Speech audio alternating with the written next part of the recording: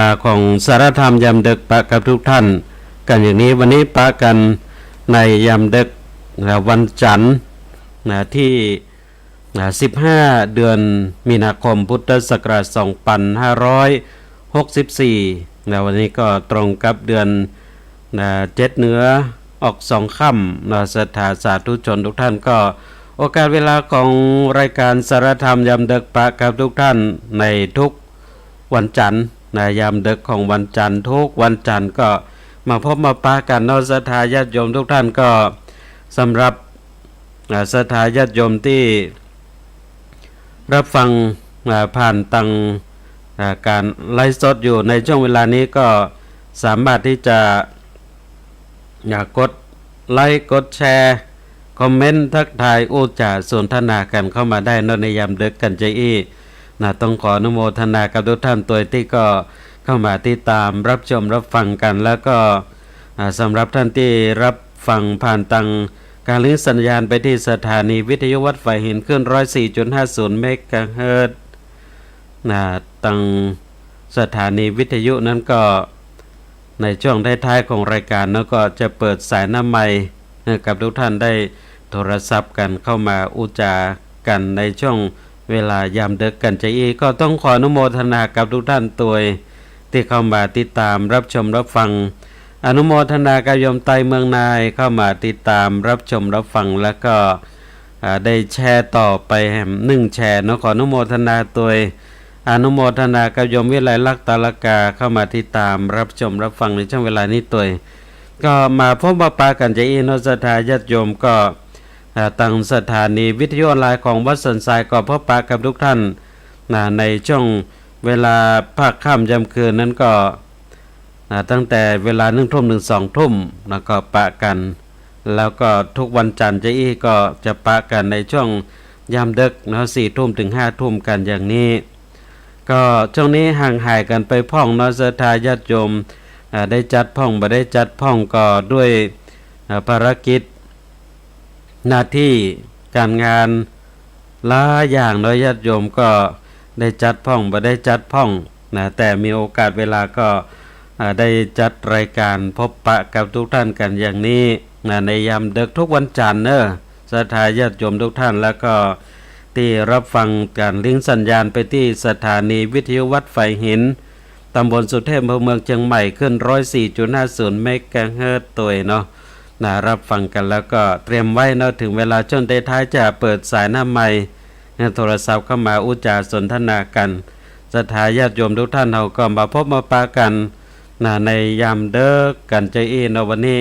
มาปะกันก็เดือนมีนาคมเข้ามาถึงเดือนมีนาคมผ่านมาแล้วมาถึง15วันนี้แล้วญาติโยมมาถึงเกินเดือนแล้วญาติโยมเวยเหมือนกันเวยเหมือนกันตัวใดก็จะเข้าสู่เดือนเมษายนจะเข้าสู่สงกรานต์ปีใหม่ปีใหม่เมืองของเฮาญาติโยมปีนี้ก็พอท่าทีเรื่องของปีใหม่เมืองก็คงจะบ่เหมือนปีที่แล้วปีที่แล้วก็บ่ได้เล่นน้ำกันดีปีนี้ก็น่าจะได้เล่นน้ำกันญาติโยมโดยโควิด -19 แต่ก็ยังไม่แน่ก็ดูสถานการณ์กันไปก็เมื่อตัววันนี้ก็เริ่มระบาดกันทำแล้วญาติโยมระบาดกันทำแล้วก็เริ่มมีจำนวนนักขึ้นมาทำแล้วฉะนั้นก็เฝ้าระวังเฝ้าเฝ้าคอยกันไปญาติโยมก็ดำเนินวิถีชีวิตกันไปขอบพระคุณท่านหงเงินในมั่นหมอกเข้ามาติดตามรับชมรับฟังในช่วงเวลานี้ตัวก็ปะกันในยามดึกญาติโยมในสารธรรมยามดึกวันนี้เฮามาพบมาปะกันก็พูดจากันถึงเรื่องของ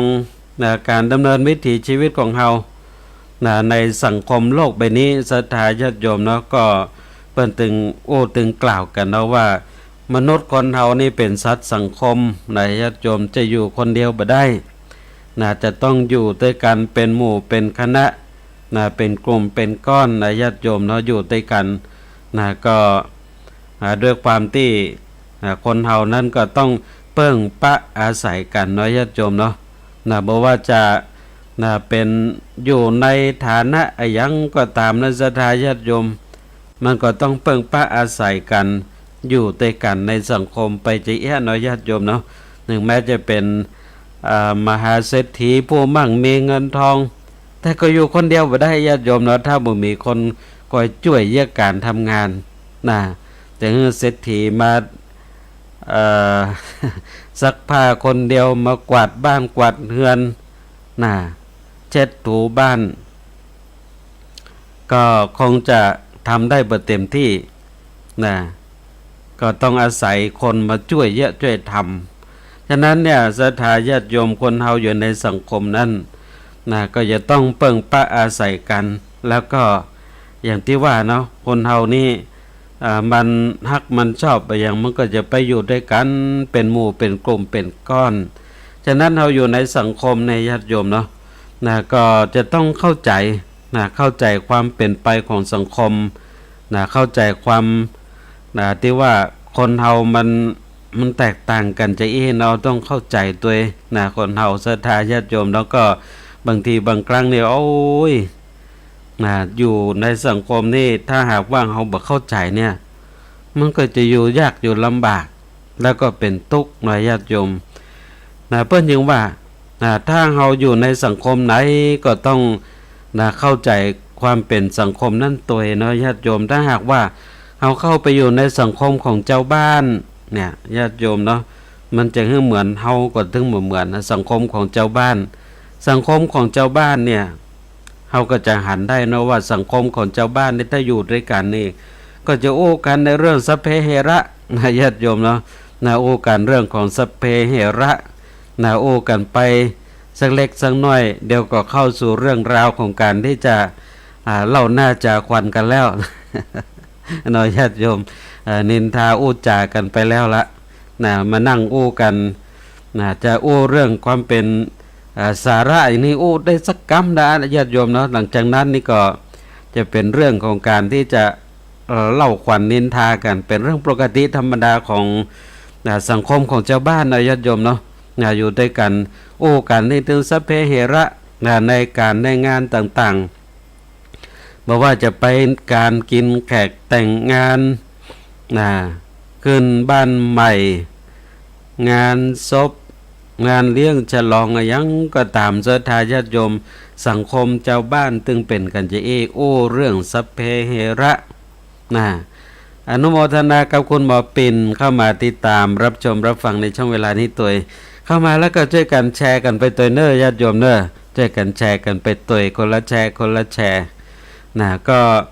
สังคมของเจ้าบ้านก็จะเป็นแย่น้อยญาติโยมแล้วถ้าเราอยู่กับเจ้าบ้าน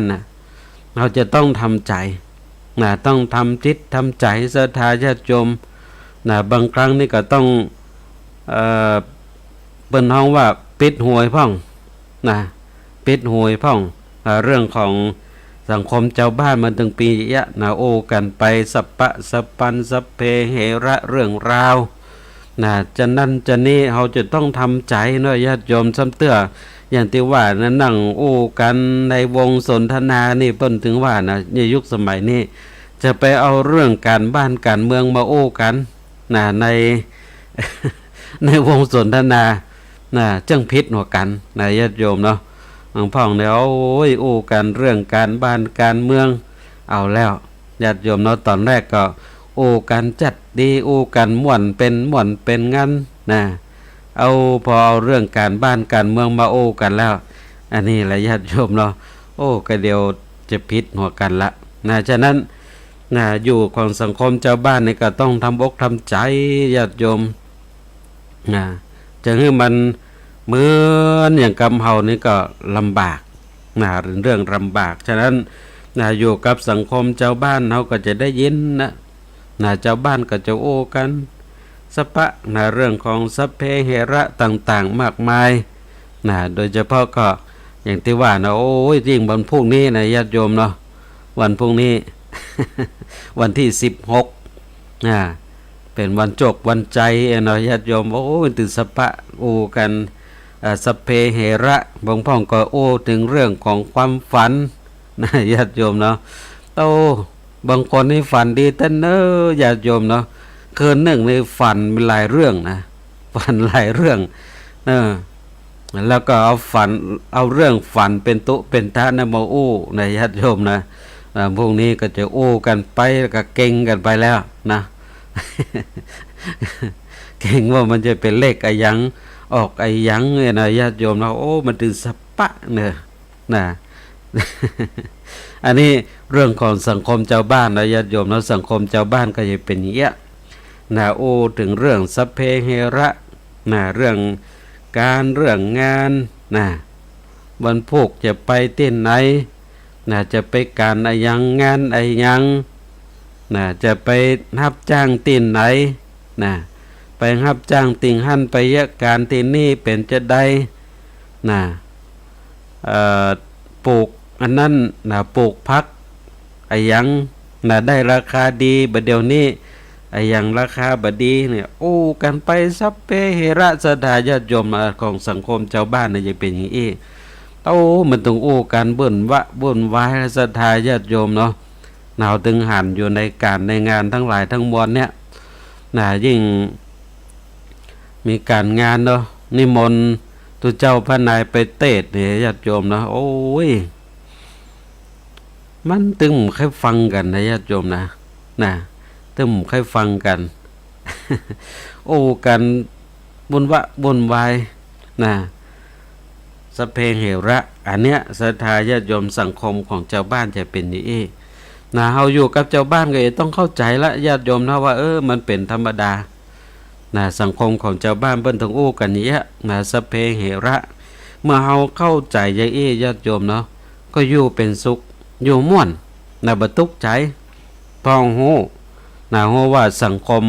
ของชาวบ้านน่ะเพิ่นเป็นอย่างนี้นะถ้าหากว่าเฮาเข้าไปในสังคมของพวกกานะสังคมของพวกกาแม่กาในศรัทธาญาติโยมเพิ่นก็จะโอ้กันแหมอย่างนึงนะบ่ใช่โอ้เหมือนกับสังคมชาวบ้านอย่างที่ว่าไปเมื่อตะกี้นะโอ้สเพเหระนะสปะอย่างสปะอันนะขึ้นชื่อว่าสัพเพเหระนี่ศรัทธาญาติโยมนะมันถึงสปะสปันร้อยอันปันอย่างเอามาโอ้กันแต่ถ้าเข้าไปในสังคมของพ่อก้าแม่ก้านะก็จะเป็นแฮมแบบหนึ่งแฮมรูปแบบหนึ่งที่เป็นโอ้กันพ่อก้าแม่ก้าก็จะโอ้กันถึงเรื่องของกำไรนะเยอะยังนะได้กำไรดีนะทำอาชีพยังได้กำไรดีขายยังได้กำไรดีนะพ่อก้าแม่ก้าก็จะโอ้กันเนี่ยโอ้กันถึงเรื่องของกำไรศรัทธาญาติโยมว่าได้เรื่องของกำไรนะคนเฮานี่ก็จะต้องคือถึงนะถ้าเป็นพ่อก้าแม่ก้านี่ก็จะโอ้กันถึงเรื่องของกำไรนะวันนี้ไปก้าไปขายติ่งหั่นนะไปก้าขายนะไปก้าขายวันนี้ไปนะบางพ่องก็เป็นพ่อก้าในขายนะในการนัดหน่อยญาติโยมแล้วก็จะอู้กันละโอ้วันนี้ไปขายกาดนัดนะกาดนัดวันจันทร์นะกาดนัดวันจันทร์วันนี้โอ้ขายดีได้กำไรดีขนาดเลยนะโอ้กันถึงเรื่องกำไรเยอะนะญาติโยมพ่อค้าแม่ค้านะโอ้ถึงเรื่องของกำไรนะแล้วก็รวดไปถึงขาดทุนด้วยนะกำไรขาดทุนนะยังได้พ่องโอ้กันเนี้ยศรัทธาญาติโยมนะโอ้ถึงเรื่องของนะการได้การมีนะสัพพะสัพปันอันนี้เป็นสังคมของพ่อค้าแม่ค้านะจะเยอะจะทำมายังนี่ถึงนึกถึงเรื่องของกำไรนะญาติโยมเนาะนะจะเยอะจะทำอย่างโอ้ถึงเรื่องของกำไรโอ้ถึงเรื่องของกำไรเนาะศรัทธาญาติโยมเนาะกำไรนะถ้าเป็นภาคกลางก็กำไรนะถ้ากำเมืองกำไรนะ ได้กำไรดีนะกำไรนี่ศรัทธาญาติโยมเนาะก็เป็นเรื่องที่ถ้าพ่อค้าแม่ค้ามันก็จะอู้กันถึงเรื่องรายได้นะได้อย่างพ่องจะได้พ่องในญาติโยมเนาะแต่ถ้าเอาโวกมาถึงเรื่องของตังธรรมนี่ญาติโยมเนาะเรื่องของกำไร ก็จะโอ้กันเรื่องของกำให้ของชีวิตนะญาติโยมเนาะกำให้ของชีวิตกำให้ของชีวิตของคนเฮานั่นญาติโยมเนาะ จะได้กำให้ชีวิตนะกำให้ชีวิตนั้นก็คือนะเฮาอยู่ให้เป็นสุขเนี่ยญาติโยมเนาะถ้าอยู่ให้เป็นสุขแล้วโอ้ได้กำให้ดีกำให้ชีวิตนี่ศรัทธาญาติโยมแล้วก็นะกำให้ชีวิตทำอย่างหนึ่งก็คือการใช้ชีวิตให้ยืนยาวใช้ชีวิตให้ยืนยาวเนาะศรัทธาญาติโยมอย่างที่ว่านะคนเฮาเมื่อก่อนนั่นเนี่ยนะถ้าเกิดมานี่ญาติโยมเนาะก็เปิ้นต้องว่านะคนเฮานี่100 ปีนะมีอายุ100 ปีเป็นเกณฑ์นะคนในยุคเก่าสมัยก่อนอายุ100 ปีญาติโยมนะถ้าไผปูนอายุ120เนาะญาติโยมอันนี้เปิ้นว่าได้กำไรละนะได้กำไรชีวิตละญาติโยมเนาะได้กำไรชีวิตอายุยืน120แต่วิถีชีวิตของมนุษย์คนเฮานั้นมันเป็นอนิจจังเนาะญาติโยมมันบ่เที่ยงแท้แน่นอนบ่เที่ยงแท้แน่นอนญาติโยมโอ้ยเพิ่นบอกว่า100 ปีผ่านพ้นก็ทำให้ชีวิตของมนุษย์นั้นสั้นลง1 ปีแห่ม100 ปีก็ทำให้ชีวิตของมนุษย์สั้นลงแห่ม1 ปีญาติโยมมาถึงต่อฮอดบัดเดี๋ยวนี้ชีวิตของมนุษย์คนเฮานี่บ่ได้100 ปีเหมือนเมื่อก่อนแล้วขอบคุณท่านพระมหาพานุมาตรแก้วชนะทางกรุงเทพเข้ามาติดตามรับชมรับฟังขอบพระคุณเป็นอย่างยิ่งคอมเมนต์เข้ามาตัวยกราบนมัสการครับผมอนุโมทนาตัวย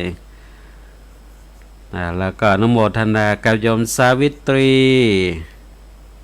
เข้ามาติดตามรับชมรับฟังเข้ามาแล้วก็เจอกัน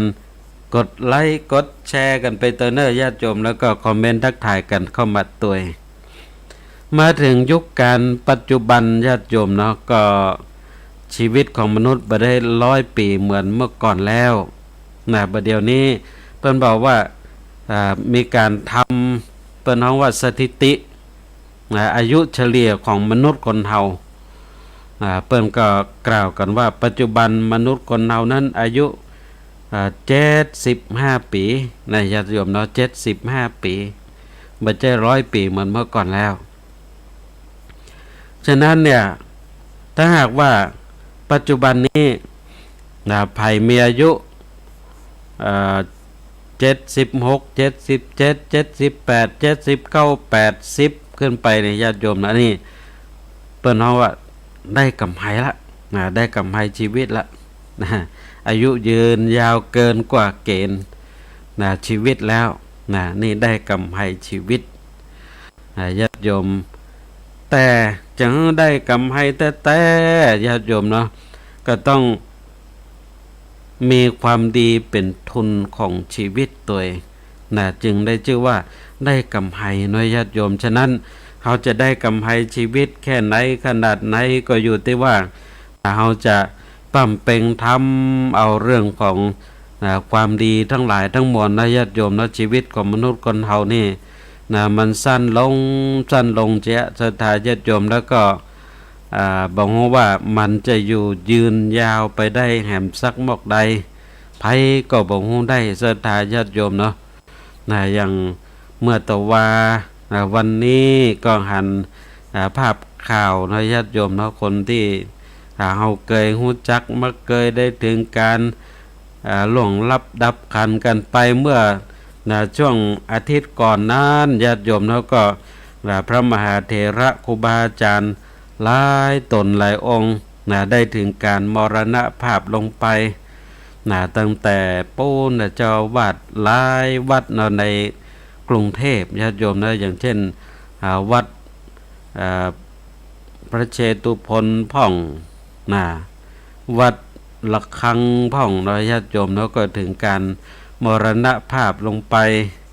แล้วก็เมื่อตะวานี่ก็ท่านอาจารย์ภาสกรภูริวัฒโนอันนี้ก็ถึงการมรณภาพไปเป็นพระ เรียกว่าเป็นพระนักเทศน์นักบรรยายที่มีชื่อมีเสียงญาติโยมเนาะได้ถึงการมรณภาพลงไปแล้วก็มีไปสปปะอนุโมทนากับโยมกิจขวัญนาคนะเข้ามาติดตามรับชมรับฟังอันนี้ศรัทธาญาติโยมเนาะชีวิตของมนุษย์คนเฮานั้นบ่ได้ยืนยาวอย่างสักตัวใด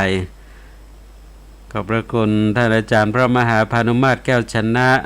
คอมเมนต์เข้ามาตัวถ้ามีโอกาสดีก็อยากไปร่วมปฏิบัติธรรมด้วยครับผมขอบพระคุณเป็นอย่างยิ่งก็สังคมของโปก้าเมกาจะอู้กันถึงเรื่องของกำไรนะญาติโยมเนาะอันนี้เขาก็จะต้องเข้าใจเนาะเข้าไปหาโปก้าเมกาตรงอู้กันถึงเรื่องของกำไรเปิ้นก็จะชอบใจว่าวันนี้เป็นจะได้พ่องค้าขายเป็นจะได้พ่องได้กำไรดีก็เนาะญาติโยมก็ทำให้โอ้กันม่วนโอ้กันยาวเพราะเขาเข้าใจถึงสังคมของเปิ้นมันเป็นใจเนาะสังคมของพวกก้าแม่ก้าจะโอ้กันถึงเรื่องของกำไรทีนี้ถ้ามาถึงสังคมของนักลงทุนสังคมของนักลงทุนนี่ศรัทธาญาติโยมนักลงทุนนั้นเปิ้นก็จะโอ้กันในอย่างบ่โอ้กันเหมือนกับเจ้าบ้านนี่โอ้เรื่องสัพเพเหระหลายเรื่องหลากหลายญาติโยมแต่ถ้าเป็นโปก้าแม่ก้าก็จะโอ้กันถึงเรื่องของกำไรถ้าเป็นนักลงทุนสังคมของนักลงทุนเปิ้นก็จะโอ้กันถึงเรื่องของโอกาสศรัทธาญาติโยมเฮาก็มักจะเคยได้ยินเนาะมีคำกล่าวไว้โอกาสก็เหมือนไอติมถ้าเฮาบ่รีบความมากินมันก็จะไหนละลายหายไปหมดแล้วก็จะบ่ได้กินซ้ำเตือก็เปรียบโอกาสเหมือนกับรถรถบัสรถเมล์รถ4ล้อ รถตุกที่มันมาถึงตีนหน้าบ้านเฮาแล้วถ้าเฮาบ่ขึ้นมันก็ผ่านไปเหียแล้วก็เฮาก็จะใช้เวลาแต่เมินกว่าที่มันจะมาเนี่ยญาติโยมเนาะเหมือนกับ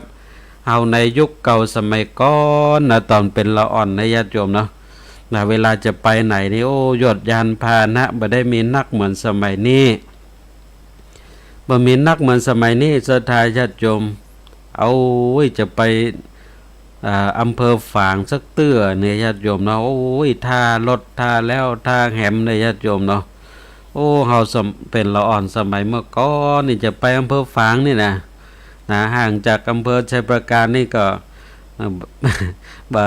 สักกี่กิโลเลยญาติโยมเนาะแต่ถ้าจะไปฝางเมื่อก่อนนี่นะมันตื่นเต้นขนาดเลยญาติโยมนะมันตื่นเต้นขนาดเหมือนเราจะไปกรุงเทพนะญาติโยมลูกเจ้าตื่นเจ้าฮีบออกมาอยู่ที่ถนนหลวงถ้ารถคิวไปเมืองฝางญาติโยมยิ่งจะไปเชียงใหม่ซ้ำให้ญาติโยมเนาะยิ่งจะไปเชียงใหม่กันซ้ำให้มันตื่นเต้นมันดีใจเพราะว่ารถกว่าจะมาแต่ละกันนี่ญาติโยมนะใช้เวลาเมื่อยิ่งในยุคปู่ย่าตายายเมื่อก่อนซ้ำให้ญาติโยมเปิ้นน้องว่าใจรถอย่างรถคอกหมูญาติโยมเรารถคอกหมูกว่าจะไปถึงได้ต้องผ่านถนนอันครุขระ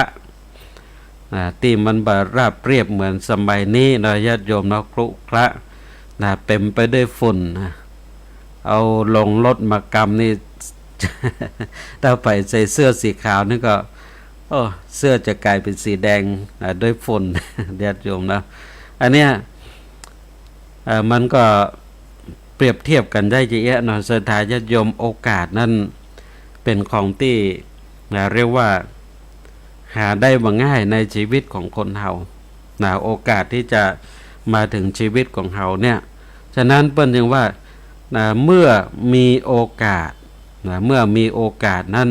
ให้รีบคว้ารีบทำศรัทธาญาติโยม มีโอกาสให้รีบคว้ารีบทำฉะนั้นนักลงทุนทั้งหลายนั่นก็จะโอ้กันถึงเรื่องของโอกาสในการที่จะทำธุรกิจหน้าที่การงาน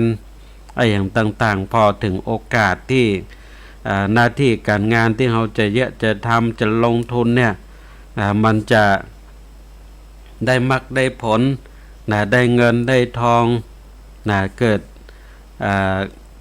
เรียกว่าเกิดการพัฒนาทุนขึ้นไปเรื่อยๆเนี่ยถ้าญาติโยมแล้วก็นักลงทุนก็จะโอ้กันถึงเรื่องของโอกาสซึ่งการที่จะพอถึงโอกาสนั้นศรัทธาญาติโยมแล้วคนเราก็จะต้องมีการใคร่ควรพิจารณาแล้วก็ใจประสบการณ์แล้วก็ใจการ พอไปไกลๆถึงโอกาสของชีวิตศรัทธาญาติโยมอันเนี้ยเรียกว่านักลงทุนก็จะต้องพอถึงเรื่องของโอกาสทีเนี้ยศรัทธาญาติโยมเฮาย้อนมาพอถึงชีวิตของเฮาคนเฮานี่ก็เป็นนักลงทุนเหมือนกันญาติโยมเนาะเป็นนักลงทุนเหมือนกันจะต้องหาโอกาสในการที่จะพัฒนาโอกาสของเฮาให้เพิ่มขึ้นเรื่อยๆเมื่อเฮามีโอกาสที่จะทำอย่างต่างๆเนาะศรัทธาญาติโยมนี้เรื่องของนักลงทุนก็จะโอ้กันถึงเรื่องของโอกาสแล้วถ้าหากว่าเอาเข้าไปในสังคมแห่งสังคมหนึ่งนี่เป็นสังคมของนักบุญ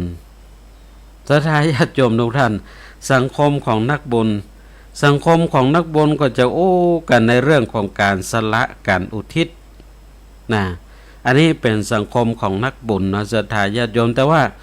นักบุญเนี่ยเขาก็จะต้องผอมกำในญาติโยมไม่ใช่ว่าหันเปิ้นแต่งชุดหรือว่ามีแบบมีฟอร์มเปิ้นนักบุญนี่ต้องใส่ชุดขาวญาติโยมจะต้องใส่ชุดขาวแต่งตัวเรียบร้อยอันนี้ห้องกันว่านักบุญแต่ประเดี๋ยวนี้เราต้องพอดีๆเลยญาติโยมประเดี๋ยวนี้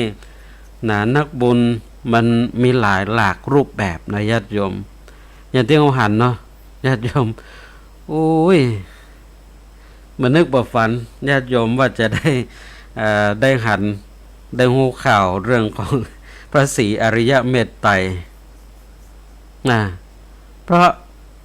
ตามที่เราได้ศึกษาที่เราได้เล่าเรียนมาเนี่ยศรัทธาญาติโยมเนาะพระศรีอริยเมตไตรนี่ก็คือพระพุทธเจ้าพระองค์ที่5ในภัตตกัปนี้พระพุทธเจ้าพระองค์ที่5ในภัตตกัปนี้จะจุติขึ้นมาเป็นพระพุทธเจ้าพระองค์ที่5ได้นั้นก็จะต้องผ่านยุคสมัยช่วงสมัยของพุทธเจ้าพระองค์ที่4พระองค์ปัจจุบันเนาะพระโคตมะเนี่ยญาติโยมเนาะพระโคตมะโคดมพระองค์ปัจจุบันเนี่ยซึ่งเพิ่นก็กล่าวกันว่ายุคสมัยของพุทธเจ้าพระองค์ที่4เนี่ยจะอยู่ 5,000 ปีเนาะญาติโยมเนาะจะอยู่ 5,000 ปีแต่บัดเดียวเนี่ยมันผ่านมา 2,500 กว่าปีญาติโยมจะได้พระศรีอริยเมตไตรมาเวยจะอันไหนญาติโยมซึ่งหลังจากที่ผ่านยุคสมัยเนี่ยคือ 2,500 ปีผ่านไปแล้วเนี่ยก็ใช่ว่าพระศรีอริยเมตไตรจะเกิดมาปุ๊บโดยทันทีญาติโยมในระหว่างนั้นเนี่ยคือในช่วงระหว่างที่ยังบ่มีพระพุทธเจ้าลงมามันก็จะมีช่วงระหว่างหนึ่งที่ว่างจากพระพุทธเจ้าญาติโยมมันก็จะมีอยู่มันจะว่าปุ๊บปั๊บมันจะเกิดขึ้นมาโดยทันทีอย่างเงี้ยญาติโยมเฮาก็จะต้องมาให้ควรพิจารณาอยู่ดีญาติโยมเนาะอันนี้อย่างโอ้โหก็มาประกาศว่าตัวเก่าเป็นพระศรีอริยเมตไตรญาติโยม แล้วก็แปลกในญาติโยมนะก็มีคนเชื่อกันอยู่นะ ก็มีคนเชื่อกันอยู่ก็ น่าคิดเหมือนกันนะญาติโยมนะเหมือนในในครั้งพุทธกาลเนาะในครั้งพุทธกาลเนี่ยก็มีคำที่ลูกศิษย์ลูกหาที่สัญชัยปริภาชกญาติโยมเนาะได้โอ้กับลูกศิษย์ลูกหาว่าเรื่องเปรียบเทียบนะญาติโยมเนาะเปรียบเทียบเอาไว้นะว่าถ้าคนฉลาดเนี่ยถ้าคนฉลาดนึกไปหาสมณะโคดมถ้าคนโง่มาหาเฮาญาติโยมเนาะมันก็มีทุกยุคทุกสมัยในสไตล์ญาติโยมมันเป็นใจแต่คนก็เชื่อกันนะญาติโยมทั้งที่เรื่องของตำราเรื่องของสิ่งที่ครูบาอาจารย์เปิ้นได้อู้ได้กล่าวถึงเรื่องต่างๆมันก็มีอยู่มากมายในญาติโยมเนาะแต่คนเฮาก็มันน่าเชื่อว่าจะมีคนประเภทนี้นะญาติโยมเนาะก็เชื่อกันอยู่ได้ในญาติโยมนะเชื่อว่าเป็นพระศรีเมตไตรแท้ญาติโยมอันเนี้ยเป็นเรื่องที่นักการศาสนาพระเจ้าพระสงฆ์ครูบาอาจารย์แล้วก็หน่วยงานทั้งหลายที่เกี่ยวข้องกับเรื่องของศาสนาเนี่ยญาติโยมนะต้องมานั่งทกนั่งคิดกันว่าที่ผ่านมานี่เขาได้ถ่ายทอดองค์ความรู้ในเรื่องต่างๆเหล่านี้กันไปในรูปแบบไหนคือพุทธศาสนิกชนของเขาเนี่ยได้เข้าใจเรื่องของพระศาสนานักน้อยมากใดน้อยญาติโยมเนาะเนี่ยมันเป็นเรื่องที่น่าคิดน่าคบคิดพิจารณาอยู่เหมือนกันทั้งที่องค์ความรู้ต่างๆแล้วมันก็มีอยู่ทั่วไปอยู่แล้วนะยิ่งยุคสมัยเนี้ยในโทรศัพท์มือถือเนี่ยมันมีมดญาติโยมเนาะอยากจะรู้เรื่องอะไรอย่างลองไปค้นคว้าลองไปอ่านดูซึ่งก็จะมีข้อมูลต่างๆเราได้สืบค้นได้เห็นรู้เนาะไม่ใช่ว่าโอ้ล้ำหูล้ำตาเชื่อไปหมดนี่มันก็จะ เสียท่าอยู่เหมือนกันนะญาติโยมนะเสียท่าในฐานะเป็นพระเจ้าพระสงฆ์องค์หนึ่งก็รู้สึกอายเหมือนกันนะญาติโยมว่าเขาทำหน้าที่ในการเผยแผ่ในการสร้างองค์ความรู้กับผู้คนได้เข้าใจกันได้อย่างบรรลุถึงขนาดนี้นะญาติโยมเนาะมันบันน่าจะเกิดอย่างนี้พระศรีเมตไตรมีคนเดียวยังบ่พอนะญาติโยมแล้วยังมีคนนะ ที่บอกว่าตัวเก่าเป็นพระศรีเมตไตรเนี่ยแล้วก็2 คนนี่ก็เถียงกันนะญาติโยมเขาพอแล้วเรื่องก็ตลกเหมือนกันญาติโยมแล้วตลกคนนั้นก็บอกว่าเฮาเนี่ยเป็นพระศรีเมตไตรแท้คนหนึ่งนั้นบัดแต้ญาติโยมคนเป็นหน้าตลกนะญาติโยมนะให้เฮาเป็นคนที่พอแล้วเฮาก็ตลกที่แท้เขาทั้งสองก็เป็น เป็นเทียมกันทั้งสองแล้วบัดแต้สักคน แต่ก็อุปโลกตัวเก่าแล้วก็เป็นเรื่องของอุปทานเชื่อว่าตัวเก่าเป็นอย่างนั้นก็คือเปิ้นฮ้องว่าจุเปิ้นจนเชื่อว่ามันเป็นแต้ญาติโยมเนาะเนี่ยเป็นเรื่องที่น่าคบคิดพิจารณาแต่ในญาติโยมเนาะ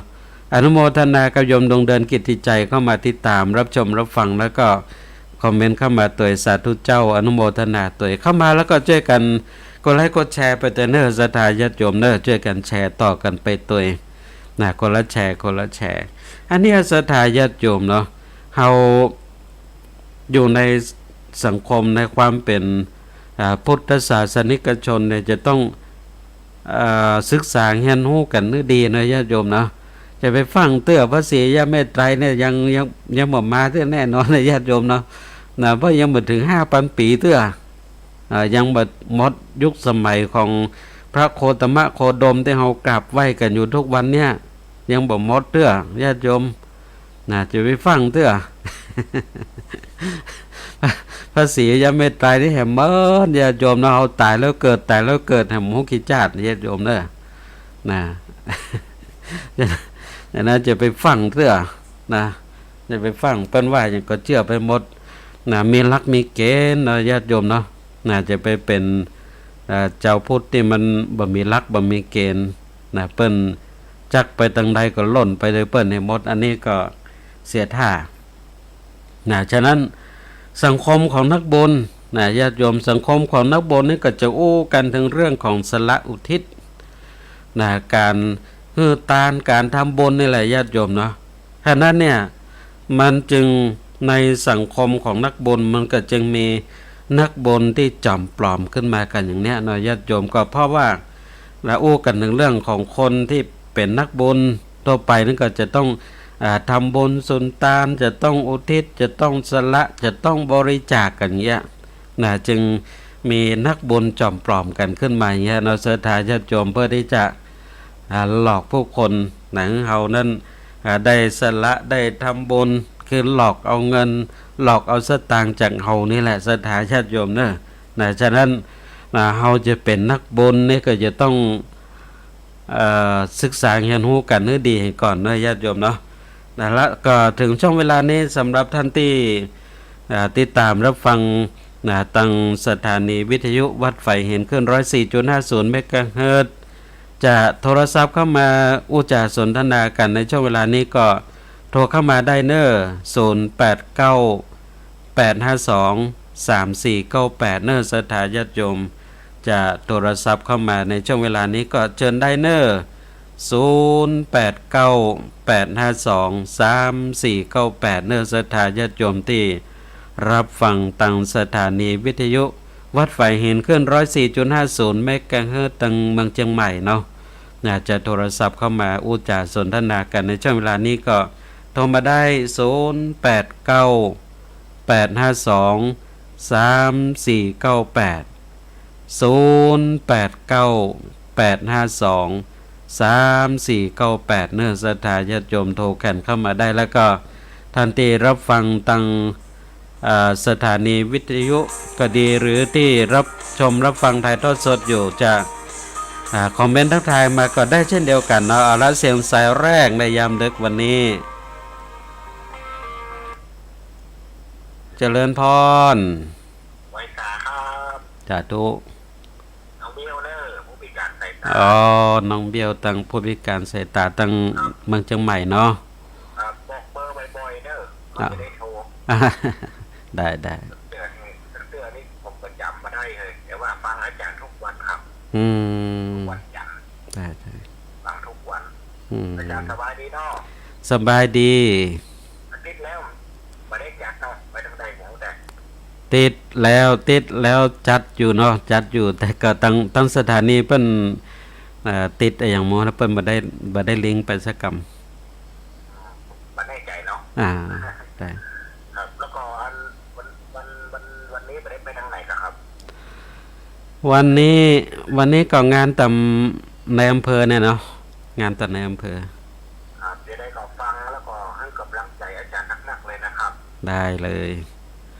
ไว้สาอาจารย์ให้มีสุขภาพแข็งแรงครับสาธุเช่นเดียวกันเนอะไว้สานะครับบุญรักษาเอาละเสียงสายแรกนะญาติโยมนะเสียงสายแรกเสียงสายจากทางน้องเบี้ยวเนาะผู้พิการทางสายตาที่อยู่ที่เมืองเชียงใหม่ก็โทรศัพท์เข้ามาติดตามรับฟังกันอยู่เราต้องขออนุโมทนาตัวเสียงสายแรกในยามเด็กของวันนี้ท่านใดรับฟังกันอยู่จะโทรเข้ามาอุจาสนทนากันก็โทรเข้ามาได้เนอะ0898523498 เนื้อสถาญาติโยมที่รับฟังตั้งสถานีวิทยุอย่าโทรเข้ามาก็เชิญได้เนอะ0898523498 ขออนุโมทนากับโยมวันดีวงป่วนเข้ามาติดตามรับชมรับฟังแล้วก็คอมเมนต์เข้ามาตัวเนาะสาธุสาธุเจ้าขออนุโมทนาตัวนะก็เป็นช่วงการเวลายามดึกเนาะญาติโยมนะมาพบมาปะกันอย่างนี้นะนี่ได้ว่าสังคมของนักบุญก็จะโอ้กันถึงเรื่องของการสละการอุทิศนะสละกายสละวาจาสละใจสละสั่งสมบุญกุศลนะศรัทธาญาติโยมดังที่ขึ้นอยู่ที่หน้าจอแล้วก็เปิดสปอตโฆษณาประชาสัมพันธ์ก่อนเข้ารายการแล้วก็การปฏิบัติธรรมบวชชีพราหมณ์เฉลิมพระเกียรตินะปีที่22นะที่วัดสันทรายนี่ญาติโยมเนาะก็วันที่3ถึง7เมษายนที่จะถึงนี้4คืน5วันนะศรัทธาญาติโยมก็สังคมของนักบุญก็แจ้งเจิญบอกกล่าวกันอย่างนี้เนาะท่านใดมีโอกาสเวลาก็มาร่วมปฏิบัติธรรมด้วยกัน3ถึง7เมษายนนะศรัทธาญาติโยมเนาะ3ถึง7เมษายนนะมาปฏิบัติธรรมนะบวชชีพราหมณ์เฉลิมพระเกียรตินะเป็นปีที่22ที่จริงปีนี้ก็น่าจะเป็นปีที่23แล้วนะญาติโยมแต่ว่าเนื่องจากว่าปีที่แล้วก็ติดเนื่องด้วยโควิดนะโควิดกำลังระบาดพอดีญาติโยมแล้วก็ปีที่แล้วไม่ได้จัดนะก็มาจัดปีนี้ก็จึงเป็นปีที่22นะญาติโยมทุกท่านเอาละเสียงสายที่2ในยามดึกวันนี้เจริญพรเจ้าสาธุไหว้สาตั้งอยู่นี่เอาโยมแม่ตั้งไหนตั้งสันกลางก็ฮะอันนี้แม่จันดีบ้านปากกางอ่ะเอาโยมแม่จันดีบ้านปากกางอำเภอสันทรายเนาะเจ้าโอ้สาธุอนุโมทนาตัวเองเจ้าก็น้ำใจที่ด้านเนอได้เลยโยมแม่เนออนุโมทนาเป็นอย่างยิ่งตัวติดตามรับฟังกันเนาะสาธุเนอเอาละเสียงสายที่2ในยามดึกวันนี้เนาะศรัทธาญาติโยมก็เป็นเสียงสายจากโยมแม่จันดีปูนตั้งอำเภอสันทรายเนาะโทรศัพท์เข้ามาโยมแม่ฟังอยู่เนอเนาะโทรเข้ามาเป็นกำลังใจกันยามดึกเนาะขออนุโมทนาตัวกับโยมแม่จันดีตั้งอำเภอสันทรายเนาะขออนุโมทนาตัวแล้วก็อนุโมทนากับโยมสำเริงฟูฟองเข้ามาติดตามรับชมรับฟังเข้ามาแล้วก็ช่วยกันแชร์ไปเตือนญาติโยมเนอะช่วยกันแชร์ไปคนละแชร์นะก็ปฏิบัติธรรมนะเฉลิมพระเกียรตินะประจำปีนะญาติโยมเนาะอนุโมทนากับเยาวชนน้องดาวอัญชิสาดาวศรีได้แชร์ต่อไปแหม1แชร์ขออนุโมทนาตัวอนุโมทนากับโยมเอื้องนะเข้ามาติดตามรับชมรับฟังขออนุโมทนากันตัวสำหรับท่านที่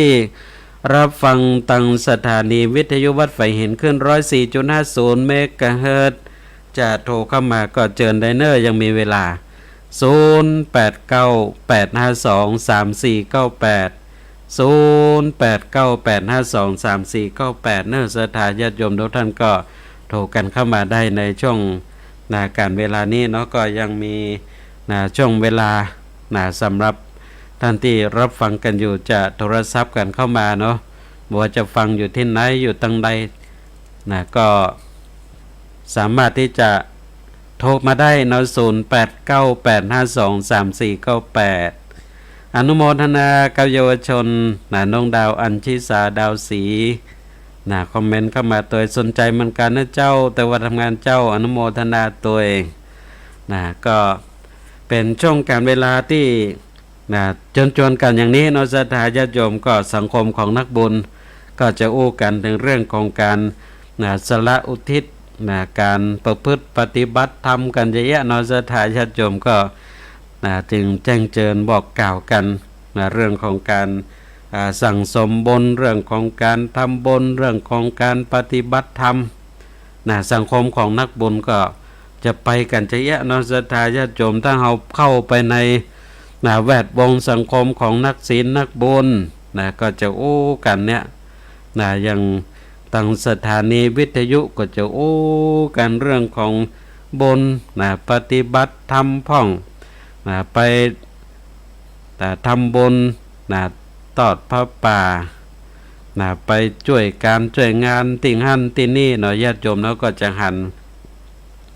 ญาติโยมบางพ่องก็อยู่ฟังตังคลื่นสีขาวเนาะญาติโยมแล้วก็โอ้เพิ่นจะจักจวนกันไปเรื่องการงานบุญให้ญาติโยมเนาะไปแต่ละเตือนโอ้ยมากมายนะโอ้เป็นพลเป็นเกือบเป็นปันได้ญาติโยมเนาะไปกันอันนี้สังคมของนักบุญมันจะไปอย่างอี้นะฉะนั้นถ้าเราเข้าไปในสังคมของนักบุญเราก็จะต้องเข้าใจนะว่าเปิ้นเป็นกันใจอี้เนาะญาติโยมเนาะเราก็จะต้องเข้าใจแล้วก็อยู่โดยเปิ้นอย่างเฮียนฮู้กันไปใจอี้นะในสังคมของนักบุญนั่นก็จะเป็นสังคมของผู้ที่เสียสละนะญาติโยมเนาะเสียสละอ่อนโยนนะมีจิตที่ประกอบด้วยเมตตาเอื้ออารีเอื้ออาทรต่อกันนะมีน้ำจิตน้ำใจนะให้แก่กันและกันมียังก็ชักชวนบอกกล่าวกันอันนี้เป็นเรื่องปกตินะของสังคมนะของนักบุญนะเพิ่นจะเป็นอย่างอี้นะซึ่งก็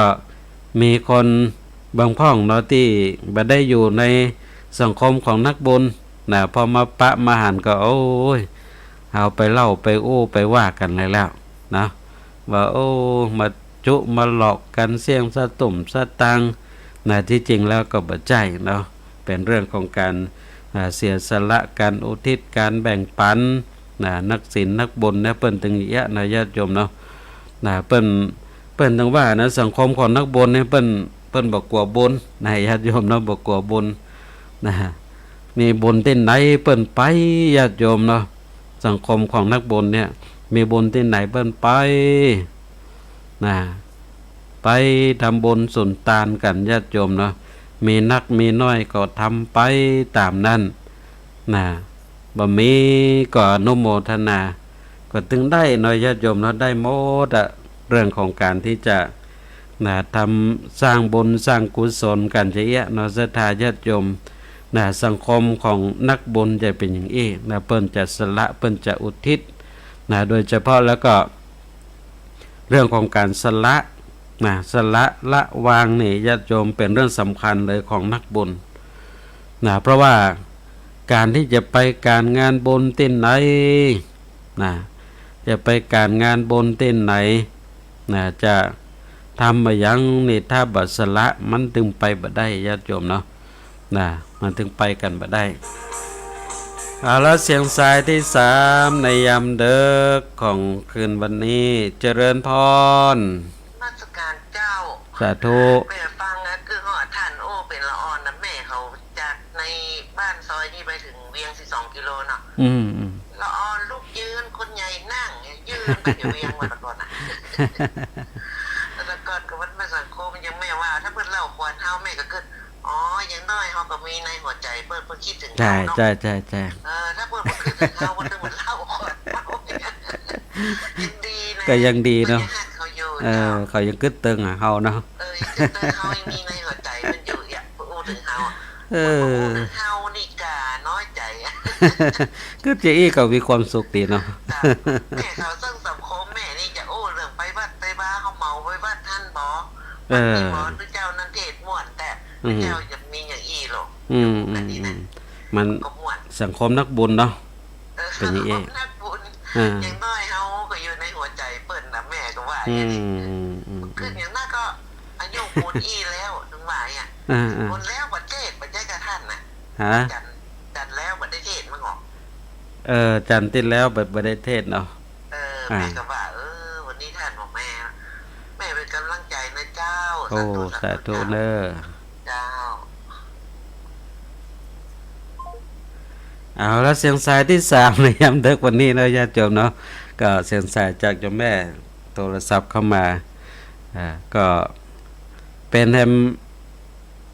มุมมองหนึ่งนะญาติโยมเนาะสำหรับการนี้จะเกิดเนี่ยมันมีความสุขเนาะญาติโยมเพิ่นถึงว่าเนี่ยญาติโยมเนาะว่าคนเฮานี่ มันมันอยู่ที่เขาจะเกิดเนาะเกิดเนี่ยเป็นสุขมันก็มีเป็นสุขจะเกิดเนี่ยเป็นทุกข์มันก็เป็นทุกข์หน่อยญาติโยมเนาะถ้าเปิ้นเล่าเฮาก็คือว่ายังดีเขายังเกิดตึงเฮาอยู่เองนะเฮาอยู่ในสายตาเขาเอง ก็ที่ก็มีความสุขละญาติโยมเนาะแต่ถ้าหากว่าเฮาเกิดนั้นเป็นทุกข์มันก็เป็นทุกข์นะญาติโยมเนาะโอ้ยเขาเล่าขวัญเฮาว่าเฮาอีกก็เป็นทุกข์นะแต่ถ้าเกิดอย่างโยมแม่นี่บ่ทุกข์นะมีความสุขนะญาติโยมเนาะนะอย่างน้อยก็ถือว่าเฮาก็เป็นที่สนอกสนใจของเขานะก็แสดงว่าเฮานี่ก็ เป็นคนเด่นคนดังพอสมควรนะถึงทำเมื่อเขากึดตึงเฮานะคอยสอดส่องพอเฮาอีไหนญาติโยมเนาะกึดอย่างนี้ก็มีความสุขเน้อญาติโยมเนาะนะการใช้ชีวิตของเฮาอยู่บนสังคมโลกนี้มันอยู่ที่มุมมองอยู่ในแง่คิดนะญาติโยมเนาะสุขหรือทุกข์มันอยู่ที่ใจนะสุขหรือทุกข์นั้นอยู่ที่ใจอย่างที่ว่าเนี่ยนะญาติโยมที่เคยได้นำเสนอได้ได้กล่าวไปนะว่าในยุคสมัยก่อนนั้นนะพญามารนะก็มานั่งปรึกษากับลูกน้องป้องปายนะคนอำมาตย์ทั้งหลายว่าจะได้ฮะเราจะเอาความสุขไปซ่อนมนุษย์ที่ไหนดีนะมนุษย์นั้นบ่ปะกับความสุขนะญาติโยมก็มีการเสนอกันไปแตกต่างหลากหลายเนาะบางพ่องเอาปุ้นเอาไปซ่อนไว้ปุ้นบนก้อนเมฆปุ้นนะพยายามมาว่าบ่ได้นะมนุษย์เรานี้ก็มันเก่งนะแม้จะไปไว้บนก้อนเมฆเขาก็ไปถึงอยู่นะเอาไปซ่อนบ่ได้ที่หั่นบางพ่องก็จะไปไว้ที่ปุ้นน่ะที่มหาสมุทรที่เลิกๆปุ้นพยายามมารก็บ่ได้ไว้เลิกมองอันเขาก็ยังไปถึงอยู่เน้อบางพ่องก็จะไปไว้ในถ้ำในหลืบในเหวพยายามมารก็บ่ได้เขาไปถึงอยู่สุดท้ายญาติโยมเนาะก็ได้มติตกลงกันว่าบัดถ้าไปไหนไกลเอาซ่อนไว้ที่ใจของเขานะซ่อนไว้ที่ใจของมนุษย์คนเฮาเนี่ยเขาตึงบ่สนใจตัวเก่าสนใจเรื่องของคนอื่นสนใจเรื่องภายนอกบ่แต่ใจตัวเก่านั่นบ่ค่อยสนใจบ่เคยชำระคัดสีใจตัวเก่าปล่อยให้ใจมกมัวอยู่อย่างนั้นไปซ่อนไว้ที่ใจอันเตอะญาติโยมฉะนั้นนี่ก็สังเกตหาน้อยญาติโยมนะคนเฮานี่ถ้าจะเสาะหาความสุขซ้ำเตื้อก็บ่ได้เสาะที่ใจตัวเก่าอย่างว่าเนี่ยญาติโยมเนาะไปเสาะที่อื่นโปนไปเสาะในพับในบาร์ในห้องหนังไปเสาะในป่าในเขาในทะเลไปสปะอะไรญาติโยมนะเสาะหาความสุขแต่แท้ที่จริงแล้วความสุขอยู่ที่ใจของเฮาเนี่ยไม่ได้อยู่ที่ไหนไกลญาติโยมเนาะอยู่ที่ว่าเฮานั้นจะทำจิตทำใจจะได้มันอยู่ที่เฮาฉะนั้นเนี่ยสุขกับทุกข์มันอยู่ที่เดียวกันเนี่ยญาติโยมเนาะอยู่ที่ใจอยู่ที่ใจเพียงแต่ว่าเฮาจะเสาะพอในแง่ของความสุขหรือความทุกข์ต่ออันญาติโยมมันอยู่ที่เนาะฉะนั้นเป็นเรื่องที่เฮาก็จะต้องมาแค่ควรพิจารณาทำความเข้าใจถึงวิถีชีวิตของเฮากันใจแยะนะญาติโยมเนาะจะสุขจะทุกข์มันอยู่ที่มุมมองอยู่ที่วิธีคิดของเฮาคิดจะได้คิดให้มันเป็นสุขอันนี้สำคัญกว่านะญาติโยมเนาะ